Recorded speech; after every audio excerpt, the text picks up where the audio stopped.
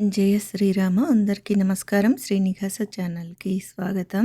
ఈ వీడియోలో బహుముఖ ప్రజ్ఞాశాలి వికేఆర్ గారికి ఒక సవాలు విసరడంతో పాటు పద్మావతి రాపూరి అనే కిరస్తానీ మహిళకి కళ్ళమ్మట ఏసు రక్తం రప్పిస్తాం అనమాట. వికేఆర్ గారు ఏమంటున్నారో ఒకసారి వినండి. ఆలోచిస్తుంది క్రిస్టియానిటీగా క్రిస్టియానిటీలో బ్రతుకున్న ఎవరు కూడా ఒక ఆడపిల్లలా ఉండదు. ఆలోచిస్తుంది క్రిస్టియానిటీగా క్రిస్టియానిటీలో బ్రతుకున్న ఎవరు కూడా ఒక ఆడపిల్లలా ఉండదు. ఈయన ఏం చెప్తున్నారంటే కిరస్తానీ మహిళలు హిందూ మహిళల్లాగా చక్కగా పద్ధతిగా ఉండరు అని చెప్తున్నారు. ఉదాహరణకి ఇవాళ ఆయన ఛానల్లోకి వచ్చింది ఒక పద్మావతి రాపూరి అనే కిరస్తానీ మహిళ. ఒక కిరస్తానీ మహిళ ఎలా ఉంటుందో ఆవిడ కామెంట్లు చూపించి ఈ విషయాన్ని బయలుపరచినందుకు వికేఆర్ గారిని అభినందిద్దాం. ఎవరి గాడ్ మస్ట్ బి హోలీ అంటే ఎవరమ్మా? అదేనండి వికేఆర్ గారు, పవిత్ర పిశాచి చెల్లెలు. వికేఆర్ గారు కళ్ళు పెద్దవి చేసుకు చూడండి. మీ కిరస్తానీ మహిళ మొదటి ప్రశ్న మిమ్మల్ని అడుగుతుందో మరి యేసుని అడుగుతుందో. హిందూ మహిళ చదవడానికి సిగ్గుపడే కిరస్తానీ మహిళ కామెంట్ చూడండి. యేసు తండ్రి యెహోవాని ఎలా తిడుతోందో. పేరు పద్మావతి అంటే వీళ్ళ పూర్వీకులు హిందువులే కదా. అంటే ఈవిడ తల్లి గురించి చెప్తోందో, అమ్మమ్మ గురించి చెప్తోందో, నానమ్మ గురించి చెప్తోందో. చూడండి ఎలా చెప్తోందో.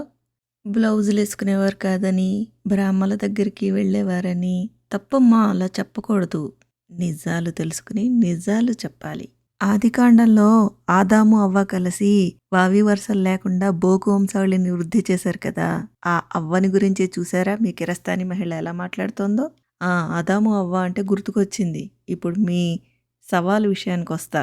పాత నిబంధన ఆదికాండములో ఆదాము అవ్వ కలిసి జనాభాని ఎలా వృద్ధి చేశారు అని నాకొచ్చిన సందేహాలు పెన్ను పేపరు మీద గీస్తూ అడిగి 3-4 వీడియోలు చేశాను. ఇంతవరకు ఎవ్వరూ సమాధానం చెప్పలేకపోయారు. ఈ 1200 ప్రశ్నలకు జవాబులు రాసేసి గౌరవ డాక్టరేట్లు పొందేసిన ఒకప్పటి మీ ప్రాణ స్నేహితుడు తొండతో సహా ఎవరూ చెప్పలేకపోయారు. పైగా కోపం తెచ్చుకున్నారు. అతనికంట ఘనుడు ఆచంట మల్లన్న అని. మీరు వీళ్ళందరికంటే మహామేధావి, బహుముఖ ప్రజ్ఞాశాలి కదా. మచ్చుకి ఆ వీడియోల నుంచి కొద్ది భాగం ఇక్కడ చూపించి వాటి లింకులు డిస్క్రిప్షన్ బాక్స్లో ఇస్తా. వీడియోలో పూర్తిగా చూసి మీకున్న ఆ అబద్ధ ఎడారి పుస్తకపు బైబిల్ జ్ఞానంతో జవాబులు చెప్తే మేము మీకు వీరతాళ్లు వేయించి సత్కరిస్తాము. తల్లి, తండ్రి, కొడుకులు, కూతుళ్ళు, అన్నదమ్ములు, అక్క చెల్లెళ్ళు. ఫస్ట్ జనరేషన్ అద్భుత. నెక్స్ట్, షేతు 105 ఏండ్లు బతికి ఎనోషును కన్నాట. షేతుకి 105 ఏండ్ల తర్వాత ఎనోషును కన్నాట.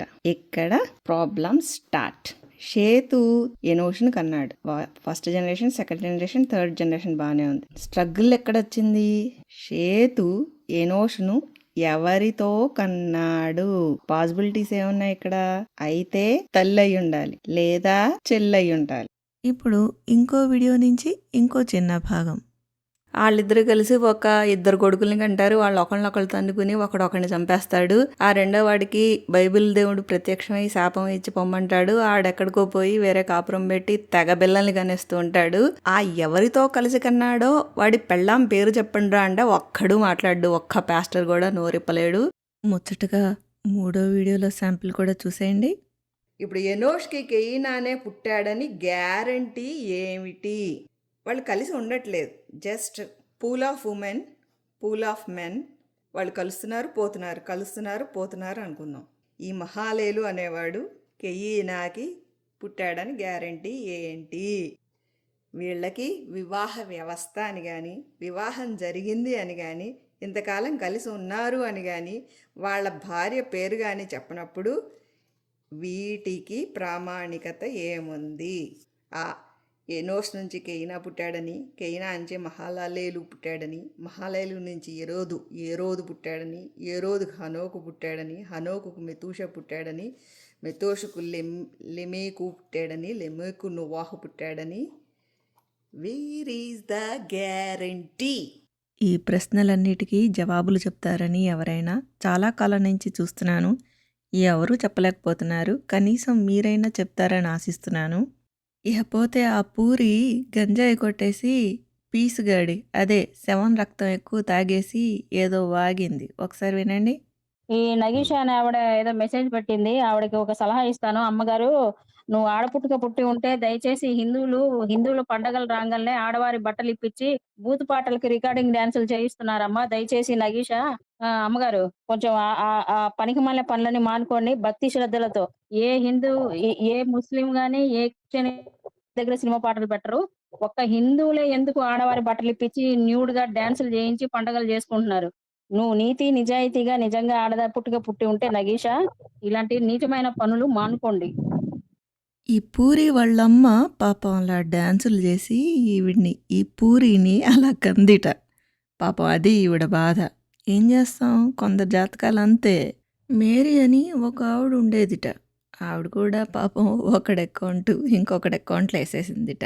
నీ పూర్వీకులు ఎక్కడెక్కడ డాన్సులు వేసేవారో ఆ ప్రాంతాలకు వెళ్ళి వెతుక్కో, తండెవరో తెలిసే అవకాశం ఉంటుంది.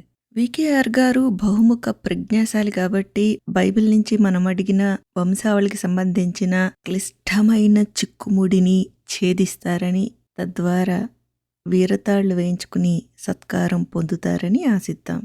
మిత్రులారా, అది విషయం. మీకు ఈ వీడియో నచ్చింది అనుకుంటున్నాను. నచ్చితే ఒక లైక్ కొట్టండి, ఒక షేర్ కొట్టండి, ఒక కామెంట్ పెట్టండి. ఛానల్కి ఇప్పటిదాకా సబ్స్క్రైబ్ చేసుకున్నట్లయితే తప్పక సబ్స్క్రైబ్ చేసుకోండి.